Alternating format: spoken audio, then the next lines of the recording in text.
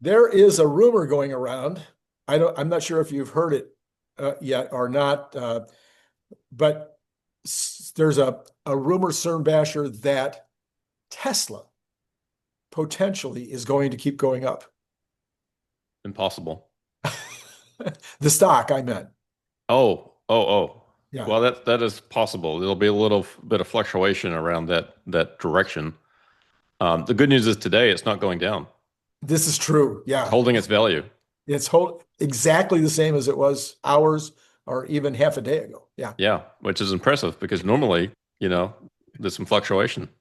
24 hours a day, 5 days a week. That may be coming, by the way. If we get tokenization of stocks, they Yeah. could be trading 24/7 just like Bitcoin does. Yeah, well, they do on Robinhood, of course, and the Nasdaq is now, I guess, on the verge of going 24/7, even though they will still officially close at 6 o'clock, no, 4 o'clock New York time, and open as they have. Yeah. They will though do like Robinhood, and you can trade 24/7 on Nasdaq. It's interesting to think about, but let's say there's only a certain amount of volume on a given day. No. By spreading it out over 24 hours instead of, whatever the market hours are, 8 hours, call it 7 hours, um, you're just making stocks that much less liquid, Yeah, you would think. And right? the CEO of the Nasdaq, I forget her name right now, was asked the question on I think it was All In podcast, All In Summit. She was asked, well, does that mean that now we have to like wake up every hour on the hour all night long to check on our stocks? And she goes, I don't, she says, well, we will still have this closing and opening, routine, but it's going to be a different world. That is going to be interesting. I guess we'll all get used to it one way or another. Yeah. I'm sorry, I Yeah. just spoke though. It will be 24/5 for now. She thinks it may eventually go to 24/7, but the change that's coming will be 24/5. Okay. Well, they Okay. recognize that there's going to be some competition, so they're trying to get ahead of that. Yeah. I'm sure. Yeah. Yeah. All right. So tell me what your story is today. You have a very unique story to tell. Yeah, we're going to talk about a little company called Tesla. Have you heard of this company? Yes, somehow. Yeah, we're going to review a little bit of the stock history, and we're going to talk about some what ifs if Elon is able to achieve his performance targets in his compensation plan, and the company hits those market cap milestones. Okay. What does that mean for investors? Like What do you- my Yes, everybody listening. What does it mean for everybody listening? okay. All right. And then the third half of the show, we'll talk about sort of Tesla and your legacy, and just things to think about. If you end up creating a fabulous amount of wealth, what Uh-huh. are some things you might want to think about? Okay. Okay. Yeah. Now I know that you and Herbert share some of the same viewers, but also you have very distinct viewership, and so I just want to let everybody know that I've covered this topic most recently with Herbert. Who's Herbert? There you go. So some of these slides may look very familiar, but I'm sure you and I will have a different discussion than what Herbert and I did. I'm sure. I'm positive of that. Yeah. All right. So let's go through some of this. So I have AI now develop my images for these slides. Wow. And this is what Gemini came up with when I talked about making a fabulous amount of money in Tesla stock. I see. I see. So even Google, I think, is getting the message here about what could be in the future for the company. Yeah. Yeah, but the problem is, weren't you just showing me the other day some kind of a $1 trillion bill or something? So I'm not 100% positive that those bills on that pile will be enough to buy eggs. Yeah, I didn't say this would be worth anything, but yes, Yeah, I have a $100 trillion bill that 100. I showed you. Yes. Yes. But these look like they're American banknotes. So Randy, those hold their value, right? Of course. Yeah. All right. So we've got the disclaimer, and then we have another sort of disclaimer on the disclaimer. Oh, What we're going to talk about today touches on, financial topics, but also legal and tax. So none of oh, this is legal or tax advice. good, We're good. just sharing some thoughts and ideas and trying to get people to think about some things. Exactly. And I'll add my own disclaimer verbally that this is not legal advice because Because I didn't take the bar, I can't give legal advice. So there you go. It's a high bar.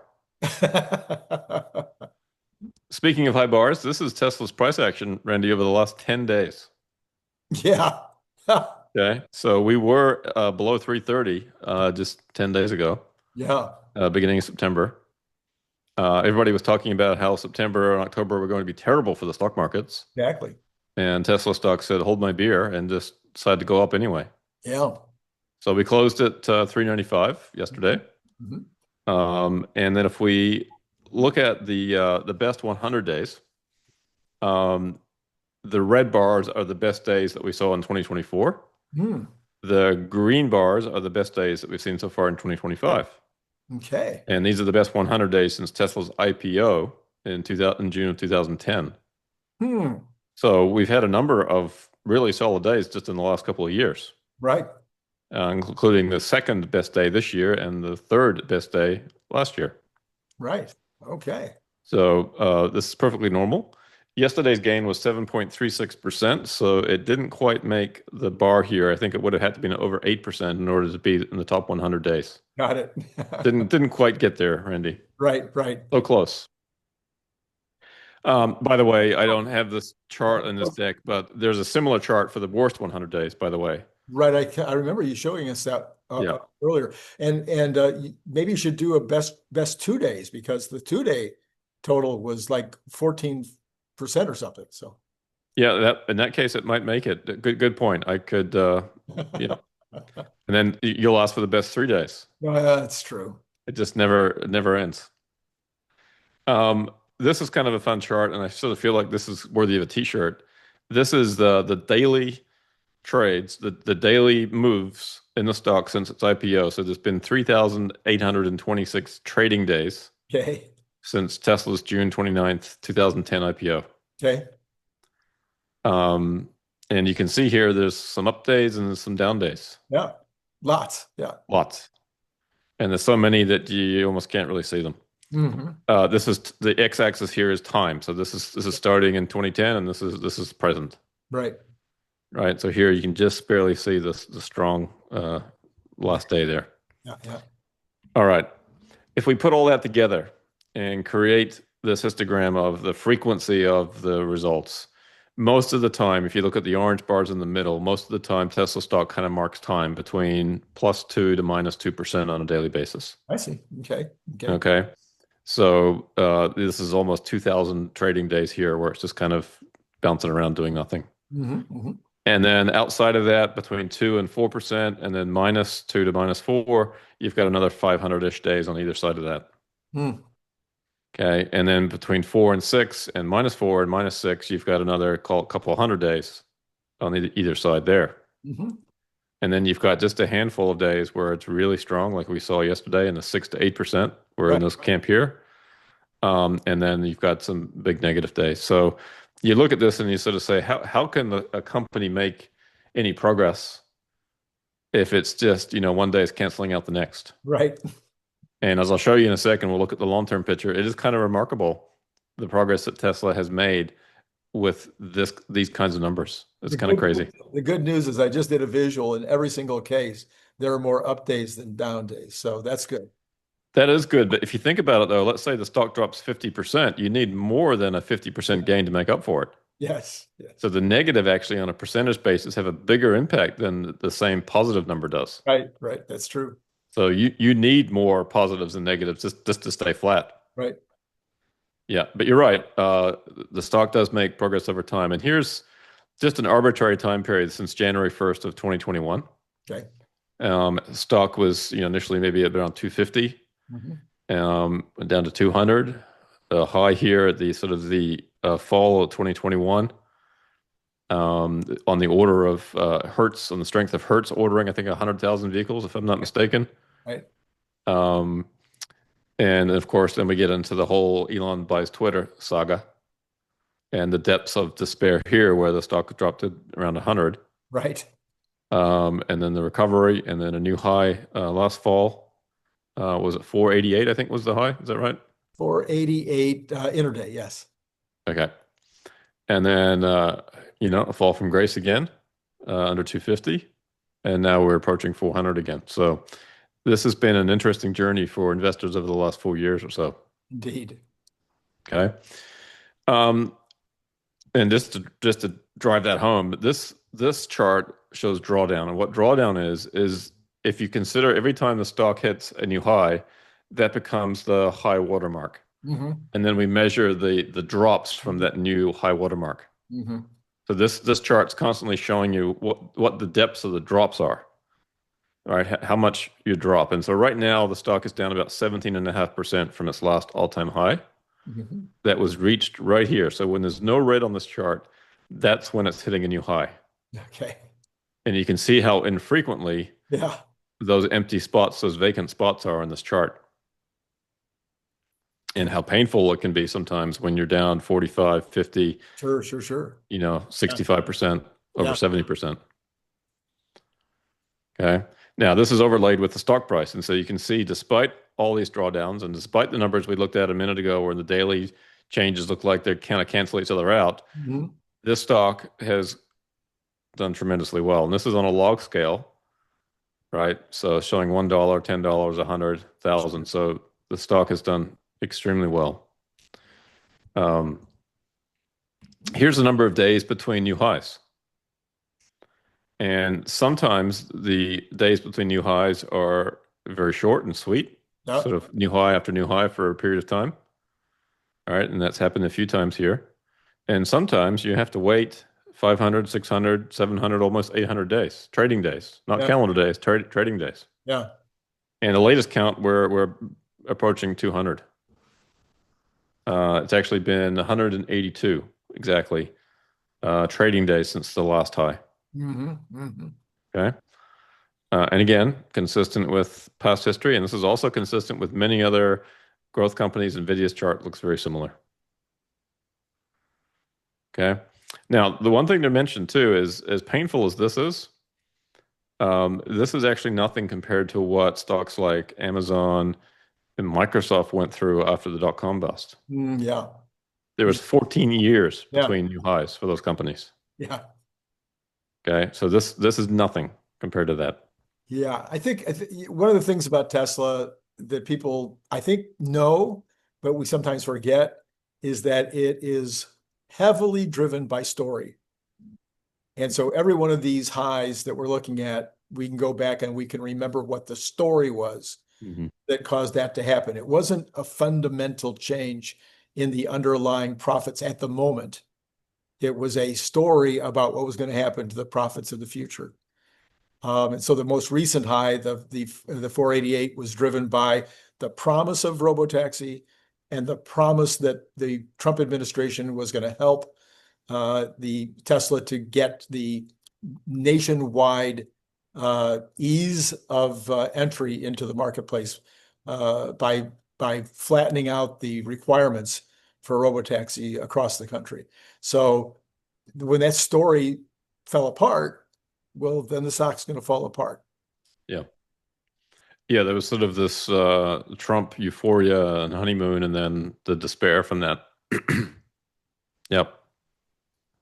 It's interesting though, and I've talked about this quite a bit lately, is that if you value Tesla stock based on short-term, near-term earnings, you get to a lot lower valuation than where the stock is currently trading at. Right. But yet, if you value the company based on discounted cash flows of its future, my present value is way higher than where the stock is currently trading at. Right. You and I did that story. In fact, you did it with a number of people. I don't know what other people came up with, but my number was $3,000 right now is Yeah. the current value. Yeah. Yeah, the ranges depending on what your assumptions are, $2,000 to $4,000. 2 to 4. Yeah. And most people on Wall Street don't use discounted cash flow because there's too many assumptions, too many unknowns, and so they just tend to focus on the near term. Right. Mhm. Um, and even folks like AJ, who are amazing at what they do, again, still very short term focused, Mhm. Mhm. right? And I highly value his work, but it just goes to show the discrepancy between the two different approaches. And if you're not on Wall Street and you don't have quarterly targets or annual targets to meet, Mhm. like bonus targets or even retaining clients, if you run a fund, you better post good results this year, because if you make your shareholders wait 5 years, they're not going to be happy with you. Right, right. But as individual investors, we don't have that kind of constraint. Mhm. Okay. All right. This is just another way of looking at it. I just want to give people perspective. When you look at Tesla hitting new highs, that's great, and we all love that. But most of the time, the stock trades well below its peak. Mhm. So 88% of the time, it's trading at 5% below or more from its peak. Right, In other words, only 12% of the time is it trading anywhere near 5% of its peak. right. Hits a peak, it's highly likely to come down at least 5%. Mhm. 80% of the time, it's trading at 10% below its peak or more. Two-thirds of the time, it's trading 15% below its peak or more. And half of the time, over half of the time, it's trading below 20% Mhm. from its peak. Mhm. Right. So these peak moments are kind of peak moments. They don't last very long. Now, that's not to say that the stock's not going to go on and hit another peak. It does. Right. So, and just because a stock hits a peak doesn't mean that it's going to suddenly drop 20%. So just be careful with this, but these peak moments are typically very short-lived, is what I'm trying to say with this chart. Yeah, well, I think again, when you're talking about a story stock, then you're talking about emotions. Yeah. If you're talking about Costco, which is not a story stock, you can just kind of estimate how many new stores are they going to open, how do you think the economy is going to impact food sales. You can really project years into the future and get a fairly good idea of what's going to happen. But when it's all based on, and that's not emotional, that's you can Yeah. do a very nice spreadsheet. But if you're talking about a story stock where we're like, okay, how many million robots will we make? How many million robotaxis will be deployed? Yesterday, Brian Wong and I did a story about about Dojo again, because he's been saying, and I don't disagree with him, the Dojo might be the biggest product that Tesla ever does, might be more revenue and more profits than Optimus. So those are stories. There's no real there yet. Yeah.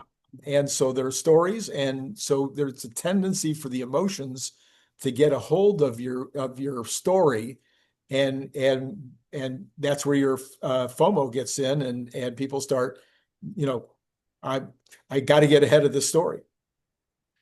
Yeah, and that's what we see happening from time to time. If you believe that, for example, Tesla's going to have a ramp, from robotaxi, let's say in 2027, Mhm. and you think that the earnings of the company is going to, I'm just picking a random number, it's going to 10x at that point, then as an investor, you want to invest ahead of that. Mhm. And as another investor, you want to invest ahead of that first investor. Yes. So things tend to get brought back into the present a little bit more, and people are kind of waiting for, okay, is now the time? Is now Yeah. the time? Is everybody jumping on board? If they do, then I need to jump on board too. So Yeah. you get those kind of emotional driven swings. And then there's a whole lot of people that just really love Chris Kanzilla. His last name, um, Shinzilla. I know it's a big Larry Goldberg. He's a big fan of this. He's a big, big investor. He's got a podcast, and he specifically says, "I'm waiting for this specific day Yeah, relative to the Optimus or something. right. That's when I'm going to jump in. I'm not going to jump in now because it's too soon." Yeah. It's like Oh, Chris Camillo, I think you're talking Camillo, Camillo. Yeah, yeah, about. yeah. Yeah. Now, having looked at the drawdowns and the daily stock history, you would wonder how Tesla makes any headway.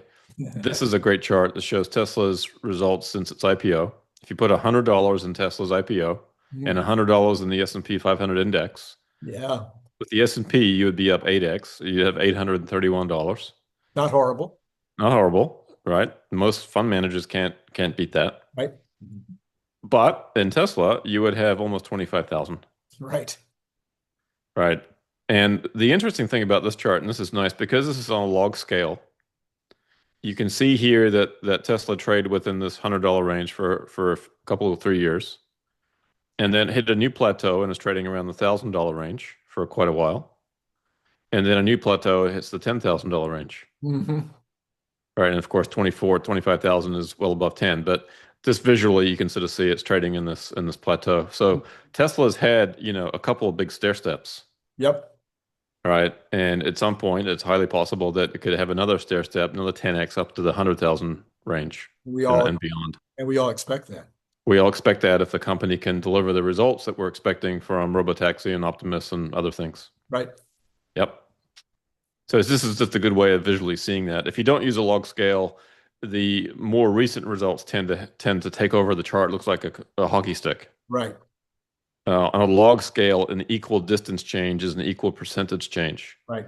So 10x from 100 to 1,000, 10x from 1,000 to 10,000. So it's just a nice way to see that. Mm-hmm. Makes the S&P look like a silly flat line, Right. but this is a 34% drop right here, Yeah. Yeah. Yeah. right? Which for a diversified investor is kind of a scary thing. Right. That's the pandemic Mm-hmm. drop. Mm-hmm. Okay. Is yet another way of looking at it. Let's say you were an investor with a 1 year time horizon. You were going to buy stock, you're going to sell it after a year. What were the odds of making money buying and selling Tesla and holding it over 1 year time periods?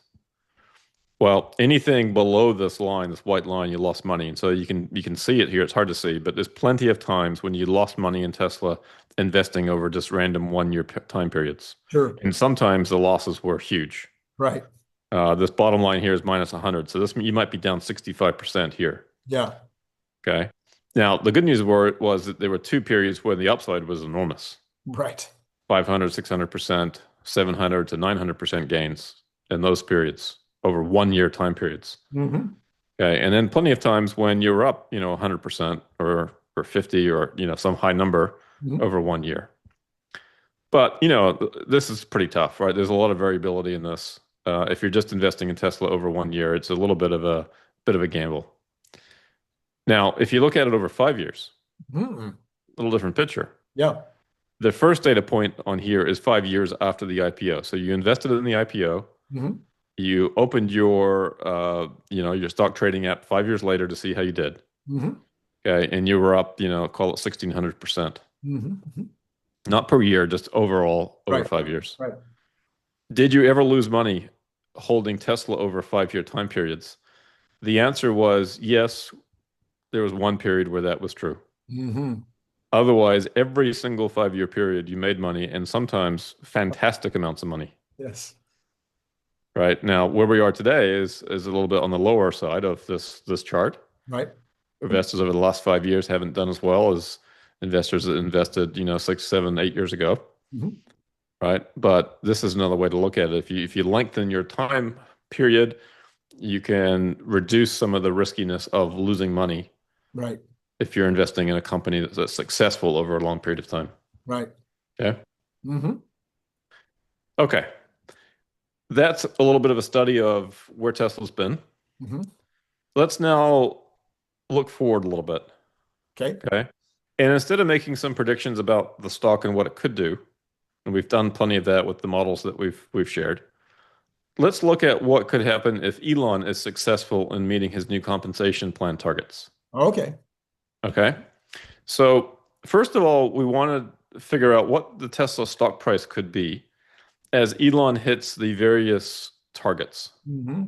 Now, your viewers will remember that it's a combination of the company has to reach certain market cap milestones between 2 trillion and 8.5 trillion. They are also paired with other operational and product, well, the operational milestones that have product milestones and profitability milestones. Mm-hmm. Ignore that for now. We're just going to look at the market cap milestones. If Elon creates enough value in the company to get the company to these market cap milestones, what would the share price be? Okay. Got it. Mm-hmm. Now, we do need to take into account dilution because they're going to pay Elon in shares. And we also have employee stock options. And we also have a special reserve that's set aside of a couple hundred million shares for that. So we have 3.3 billion shares outstanding now. I'm saying here, if he hits this $2 trillion tranche, you might have as much as $3.6 billion shares if we factor in sort of the maximum possible dilution at that point. Right. This is kind of a kitchen sink kind of a number in my mind. But that would get you to a stock price of about 550. Okay. About 8% dilution. Okay. Okay. And if you run this out into the other tranches, by the time the company's 8.5 trillion, you get a share price of about 2,100, Okay. 17% dilution. Okay. Okay. Now, the last line here is the highest target for the highest bar for Elon on the operational side is a target of 400 billion in EBITDA, Right. right? There's other targets too, but the highest one is 400 billion. Mhm. I think that if the company reaches that milestone, if you apply a 40 multiple to that, which is about where Nvidia is trading right now, Right. you get to a $16 trillion market value. Right. Okay, in which case you're looking at roughly a $4,000 stock price. Okay. Okay, so depending on what you want to look at here, you can pick your number, right? So just keep these in mind. We're going to take these share prices over to the next page, but this is how I derive them. And it's important to take into account dilution because here the stock, the market cap could go up 12.2 times, but the stock price might go up about 10 times. Because of the dilution of Yeah, the shares going to Elon. Yeah. that's right. And employees and other things. Yeah. Okay. Mhm. All right. So let's answer the question of how many shares do I need to own? Let's say I want $1 million. Yeah. If you want $1 million in Tesla stock now, you need about 2,500 shares, 2,532 It's at pretty, closing price on Friday. it's pretty easy to do the math right now. Pretty easy to do the math right now. Yeah, given that we're close to 400. Okay. Now, let's say you want to have a million by the time that that the market cap of the company is a $4 trillion company. Well, you need to get about 1,000 shares today to get there. Okay. And let's say your target is $1 million at the point that Elon earns his entire compensation plan. Hmm. You might be looking at 250 shares. Hmm. Okay. Now, I ran this out for a million, 5 million, 10, 25, 50, and 100 just for fun. Okay. Okay.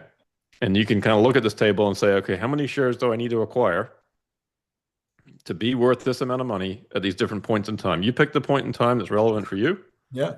I don't know the dates of any of this, although his compensation plan is a 10-year plan. Hmm. If he doesn't hit the targets in 10 years, then he doesn't get the shares. Sure. And chances are the stock isn't at these levels either. So this all hinges upon Elon hitting his targets whenever that is over the next 10 years. So folks could take a screenshot of this if they want to take a closer look. Yeah. Okay. Another way to approach it is to say, well, okay, I have a certain number of shares. I don't have any more money to invest. I'm done. I've got my position. How much could that be worth at some point in time? And this chart shows that. Got it. Got it. And just for fun, I started at 69 shares because, why not? Of course. It worked our way up 100, 1,000, 10,000, 100,000 shares. Okay. Okay. If you have these number of shares or anything in between, you can look at this table and say, okay, when the company is at 2.5 trillion market value, what could my shares be worth? As Elon hits these different tranches, and I'm not showing all of them here, just a Mhm. few. Mhm. Or if he hits that 400 billion EBITDA and the company's worth 16 trillion, Right. what might my shares be worth if Elon is successful in meeting his targets? Mhm. Again, no guarantees here. This is just a what if, right? But the math shows us that, at 2,000 or 4,000 a share, here's what those numbers could be at different share amounts. Mhm. Mhm. Again, another good table just to take a snapshot of. Right. Not making any predictions, just here are the numbers. Right. So I think that's interesting. I think it's important for people to think about this, Sure. Sure. right? And one of the things that I've seen as an advisor is that it is important to think about what happens when you have a certain amount of wealth because things do change. Sure. All right. As I like to say, we don't want to count our chickens before they hatch, but you might want to think about, can you cope with it if they all do hatch? Sure. Right? Do you have a big enough pen? Do you have the systems in place to deal with all the chickens that could hatch? Well, there's been I don't know about studies. I'm sure there have been studies, but there certainly have been hundreds of articles written about people that have gotten into sudden wealth, whether that's football players or movie stars or whether it's people that win the lottery. Yep. And sometimes it's a pretty bad ending. Most of the time, it's a bad ending. Yeah, Sudden wealth creation usually means that people have not thought about it. They're not equipped to handle it. yeah. And unless they have the people around them or professionals around them that can help them navigate that, the story does not end well. And sometimes it's the professionals that cause it to not end well. But more often it seems it's family and friends that create most of the consternation. Or a combination of, yeah, and sometimes the professionals that they use aren't the right ones. Right, right. They take advantage of the situation, for example. Yeah. Yep. So just have to be very careful about that. So the message that I want to share today is when you think about Tesla and your legacy, there's sort of three different levels, right? Do you have enough for you and your spouse? Mhm, mhm, Do you have enough for your kids and your family, depending on what your goals are there? mhm. Some people may say, I'm not leaving anything to my family, that they can make it on their own. They're successful already. I don't, right? What's the greater good for this? Whether it's charity, whether it's something else that they want to do. All right, So, I'm gonna stop you. We had a glitch there. So I'll just fix this. Could you do number three again? sure. So for some people, then it's if it's you're looking beyond kids and family, the next thing is, what can they do with this money that represents their legacy beyond their kids and family, beyond themselves, whether it's a charitable endeavor or something else. And so it's important, I think, to consider sort of what the options are there. I- And for a lot of people, it doesn't involve necessarily a massive amount of money. It might just be a modest amount of money where they're already thinking at that third level. Sure, sure. I want to insert something that I found extremely interesting years ago. Uh, uh, the Bible actually does not say anything about leaving money to your kids.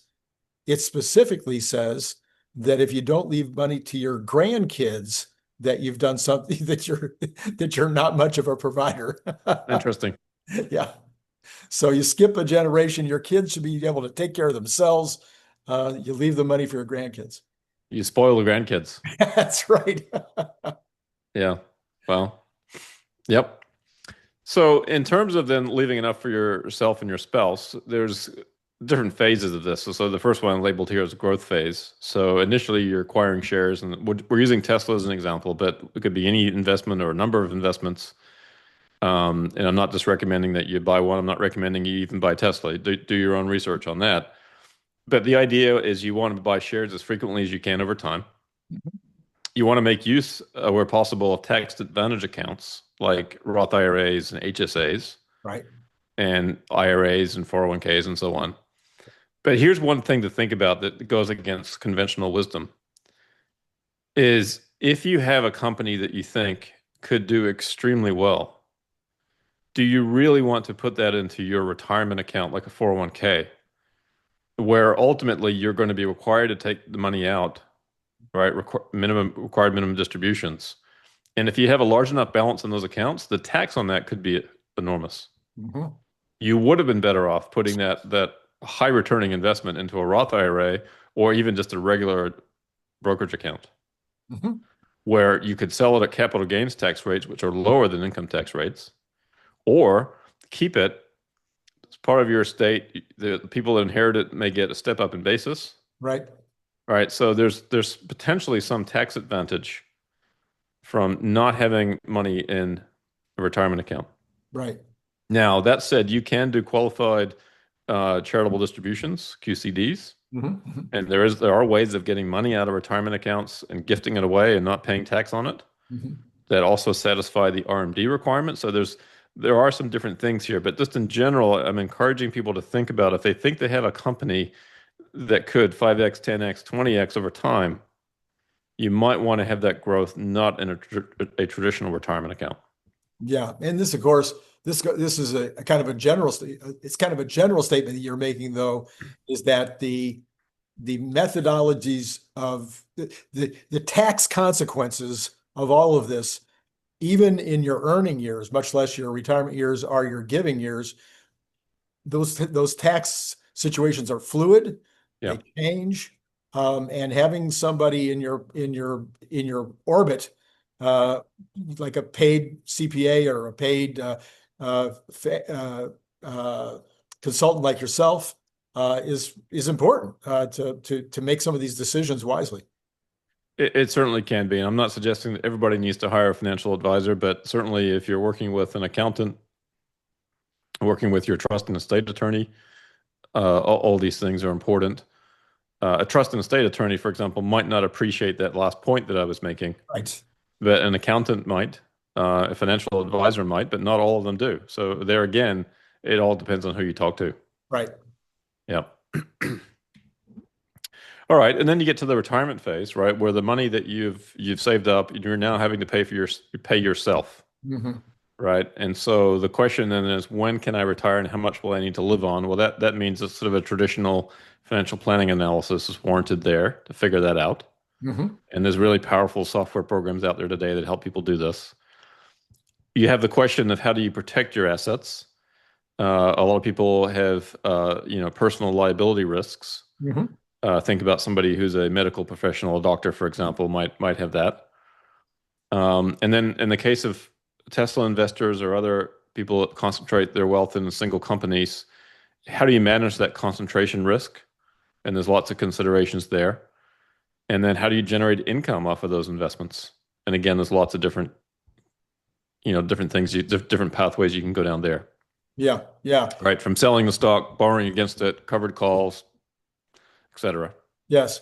And I've had people on my who have commented on my videos or commented on X who are, Randy, how come you're not all in on Tesla? And if I was 45, I probably would still own a home, maybe more than one home, but I would probably own a home. So my real estate might be my largest investment. But if I was playing the stock market when I was 45 years old, which I was, right now I'd probably be all in on Tesla. But at my advanced age, a substantial amount of my stock ownership or my investments beyond my real estate needs to be in extremely conservative investments, in my opinion, because this is the years when you want to make sure you have enough to last you. Yeah, this is a very personal thing, and don't make the mistake of looking at your neighbor and trying to copy them or your friend or anybody. It's very personal. Everybody's situation is different. Yep. And speaking as an experienced financial advisor, I have seen that in spades. Everybody is different in some important ways. Right. Yeah. And then you get to the question about enough, how much is enough for your kids and family? Hmm. This is a very tricky area. A lot of people have messed up the relationship with their kids, between their kids. There's some things you can do along the way, encouraging them to save and invest. You can set up custodial accounts where the kids can, with your oversight, can learn to invest. Some parents match their kids' earnings to Roth IRAs because Roth IRAs are so powerful. But when the kids earn money, they don't necessarily want to save that to the Roth. But sometimes parents say, okay, I will match what you earn Yeah. and put it in a Roth. You can also, if you're a business owner, you can employ your kids in your business potentially and get some tax benefits there and the ability to save money in Roths and so on. The idea is to reward behavior and don't just give your kids money. Right. So look at Elon's compensation plan, right? We are incentivizing him with $1 trillion pay package if he achieves his targets. I'm not suggesting you offer your kids $1 trillion pay package, but the idea is to incentivize them in some ways. Right. Yeah, so there I'll clap back on that one just a little bit. Um, I actually, in contemplating these things, wanted I was going to follow that path, and I've already given away some money to the kids and to the grandkids, and um, I was going to make some requirements on these amounts, Yeah. and I've decided at the end that these are adults. Yep. And therefore, why was I going to incentivize an adult? I may not understand their situation as well as they do. Or in fact, I Sure. probably do. So I went the opposite way, and all of the amounts are being distributed exactly evenly. The only thing that might stop me from distributing, which it almost did in one case, would be if I think there's dangerous activities taking place, some There you go. inappropriate activity. Yep. And again, the answer to all this is different for everybody. Some people have young kids that are incredibly responsible, and some people have adult kids that are incredibly irresponsible. Right. Right? There's no one answer for folks here. And some kids, some parents have kids, some of their kids are great, and some of the kids went off in the wrong direction, and they don't want to encourage them at all or provide them anything Mhm. and enable their behavior. So it's just different for every family. The idea with number four is pass on your values, not just your money. Mhm. And this is a very challenging thing to do, but over time you can work on this. There's things called ethical wills, there's family mission statements. You can get as fancy with this as you want, or as simple with it as just sitting around the dinner table and talking about the stuff once in a while. Right. And again, it also depends on how much money is involved and how many people are involved. Mhm. Mhm. Right. Um, And then there's things you can do on the legal side to deal with risks about, if there's a divorce or if, assets trying to be claimed by creditors and trying to avoid some of those risks. Prenuptial agreements for kids that stand to inherit a lot of money. Different things like that are worth thinking about. And again, work with your local advisors, your tax and legal advisors in your state. Sure, sure. Okay. Yeah. Mhm. And this will become, I think, more important for Tesla investors as Elon meets those targets and Tesla goes up. More and more people are going to find themselves facing some of these challenges. Yeah, and as much as we might think about or get excited about those futures where there's a lot more money involved, not if the planning isn't taking place ahead of time, or at least thinking it through ahead of time, that's I think where people get in the most trouble is all of a sudden you're faced with it, and uh, a, a good a good shock and a bad shock can be equally difficult to deal with. Yes. And Randy, you just made the most important point that I wanted to get across today is that while we may not be there yet with Tesla stock and where people want it to be in terms of creating the wealth that they want, Mhm. it is important to think about these things now about what if, Mhm. am I prepared? If I'm not, then what do I need to put in place? What should I consider putting in place now at some point in the future to deal with this? Mhm. Mhm. Because if you don't, you may be creating a mess for yourself. You may be paying more in taxes than you want to. You may be creating a mess for your family, et cetera. There's all kinds of downstream impacts if you don't think about it. Yeah, and one of the most important things that you can do is have an adult daughter alive as you get older, because as some uh, wiseacre said the other day, if you only have sons, you're definitely going to end up in a nursing home early. Well, yeah. I don't know that that's true for every family, but I hear you. Yeah. So, and then you get to the third category of thinking beyond your family, and this is kind of the most interesting one. It's the most challenging one. It's the most expansive. There's no limit here. It's whatever you can dream of, Sure. right? You might want to create a trust or a foundation. You might want to support existing charities. You might want to fund scholarships, support local businesses, fund research, provide resources for local programs, infrastructure, et cetera. It's whatever you can think of that you want to do with your money that adds value.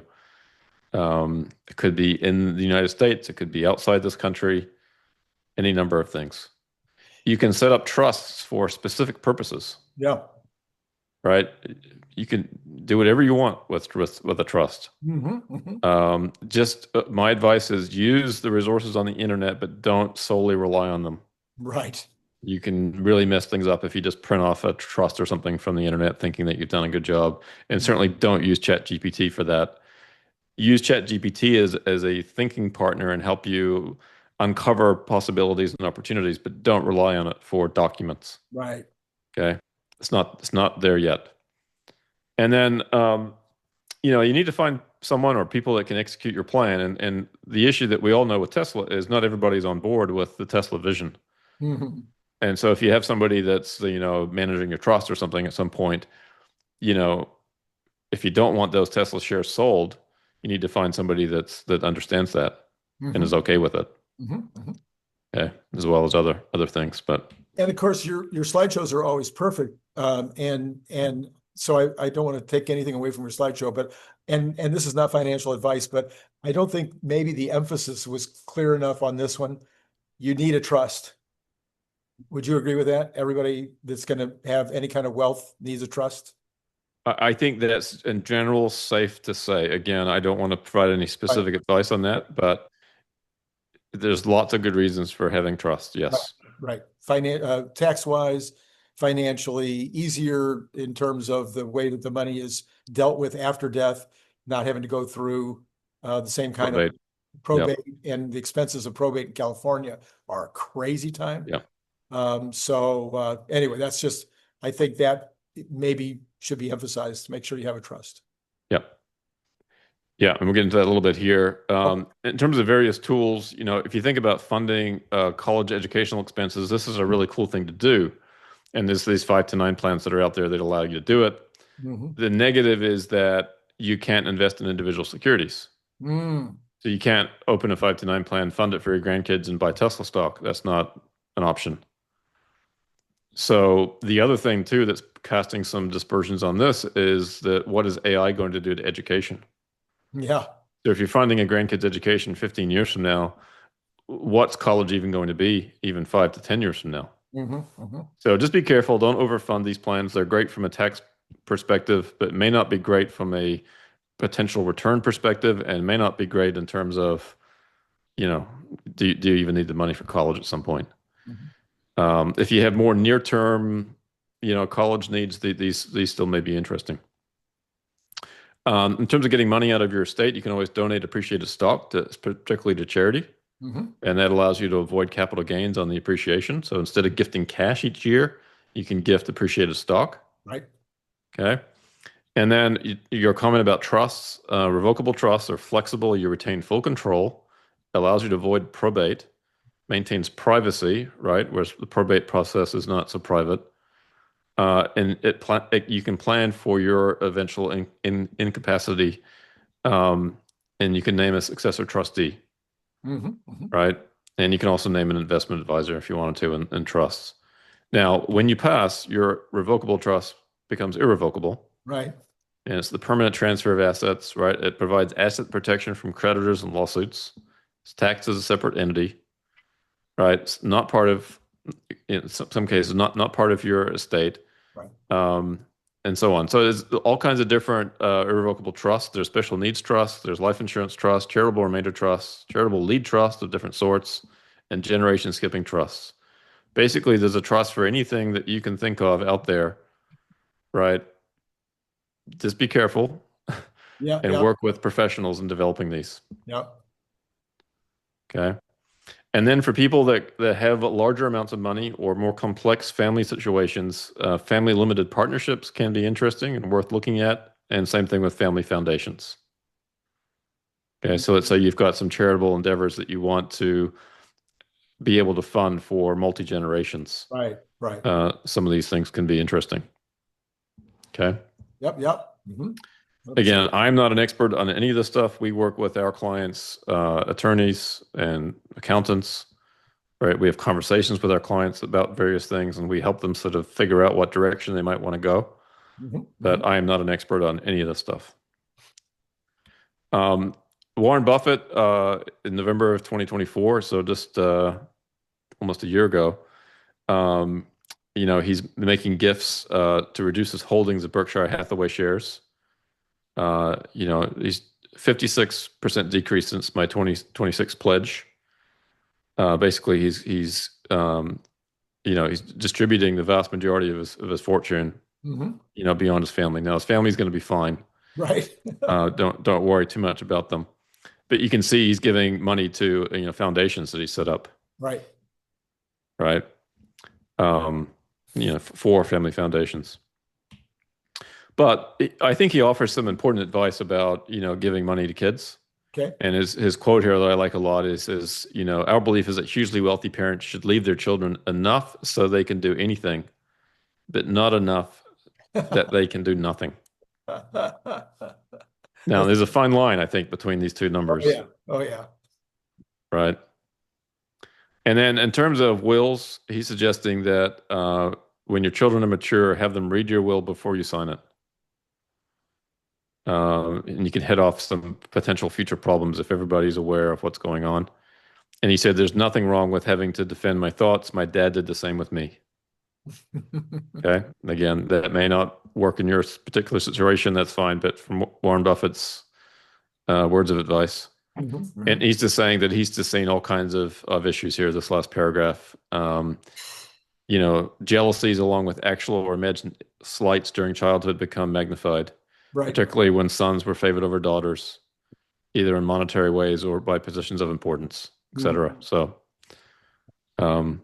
always worth listening to the words of wisdom from Warren Buffett. But the conclusion here, Randy, is run the numbers, talk to your spouse, talk to your kids, talk to your trusted advisors, plan ahead, think about it, revisit it, have something in place. Don't just assume everything's going to be okay and you're not creating a mess. Creating wealth is awesome. It allows you to do lots of amazing things, but it can also create some serious problems if you don't think about it properly. Yeah, because you haven't mentioned yet, that having any significant amount of wealth could make you a target. Well, true. So, I mean, I Yeah. know it's only in the movies and books, that children or grandchildren, kill their parents or grandparents over their estates, but Never happened in real life. it can happen in real life. Never happened. And then I also had went to a seminar in my 30s, I think it was, on trusts and estates and whatnot. And this guy was one who it did impact me, and you can see it in the way that I'm giving with a warm hand right now and also in my trust, is equal. Yeah, some of the kids might seem like they like you better or you like them better or whatever. There's always going to be personality issues and lifestyle choices, and even today political party choices that might cause you to want to say, "Oh well, I'm going to give this person more."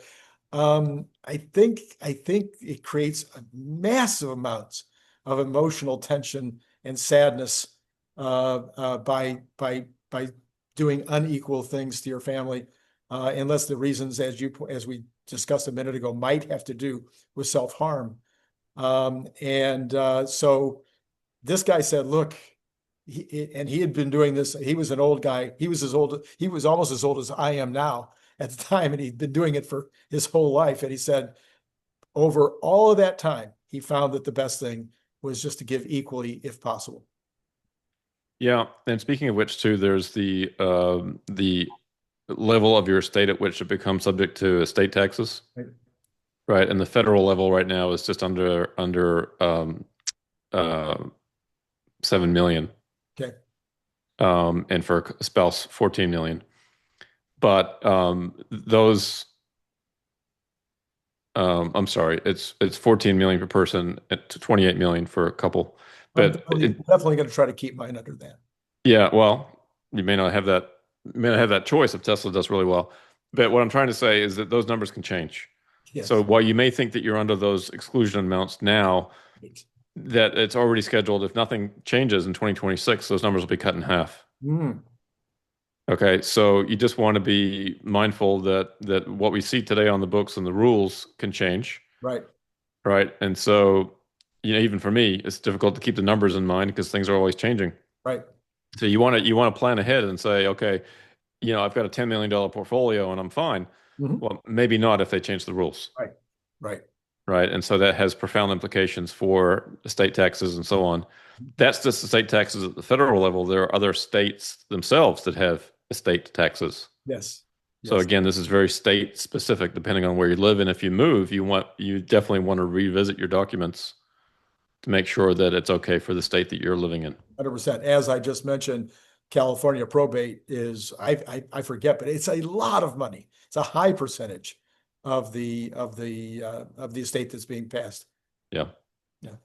And then the other thing is you can give $19,000 a year per kid per parent if you want to start gifting money get money out of your estate now that doesn't go against your lifetime gift exclusion. And that's another powerful way of doing it. Right. Right. So there's lots of different things you can do along the way if you want to give money.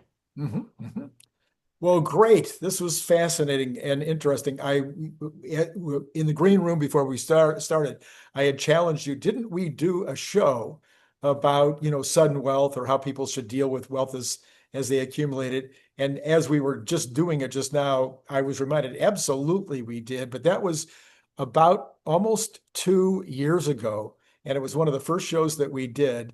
And you covered way more this time than we did that time, but I think this is an extremely fascinating part of the conversation that people need to be having in their life, and something that I'm really glad that we did again, because I think it bears doing it every other year at least.